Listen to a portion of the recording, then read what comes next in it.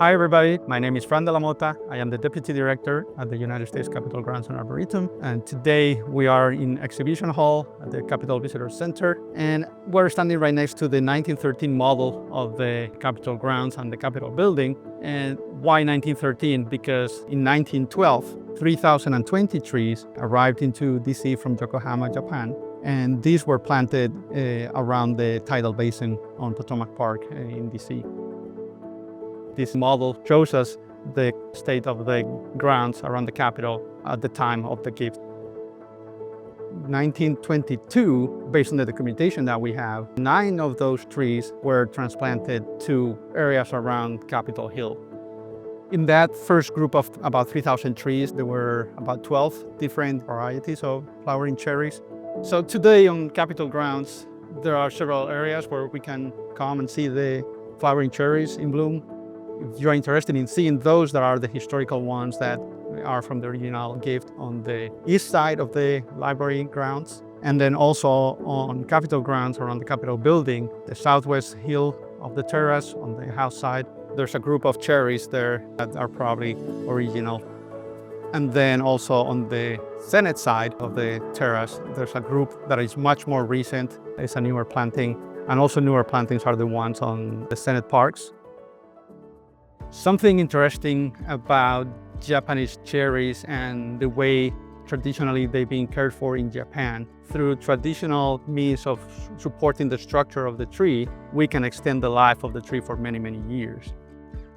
In the quest for taking care of our trees, we've partnered with a Japanese expert, Kurato Fujimoto, to bring this traditional Japanese method of structurally supporting the aging Japanese cherries on Capitol grounds. These traditional supported structures, they consist basically on wooden logs, either A-frame or just a pole. The branches are supported with and tied to the poles with rope and fabric like similar to a burlap, so that it's not frictioning directly on the wood, and that way prevent that breakage of the branches for many, many years. And now we have on Capitol grounds several trees that are receiving this type of support, and we just hope to be able to enjoy them for many years to come now. Arboriculture has become a very scientific field. There's a lot of research being done on how to best take care of trees in urban environments. But at the same time, it's important to integrate tradition and traditional ways of caring for trees into the practice, and especially something that is such a big cultural event. So having someone from Japan working alongside our arboriculturists in preparing these supported structures that are a traditional Japanese method, I think is an amazing example of a cultural exchange between both countries. We encourage you to come visit the US Capitol Grounds and Arboretum.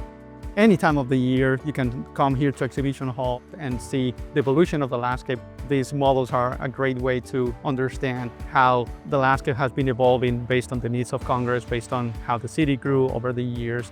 And then you can take a walk outside and really enjoy all the trees, all the hard work that the team is doing to keep it beautiful for everybody and preserve the landscape for many years to come.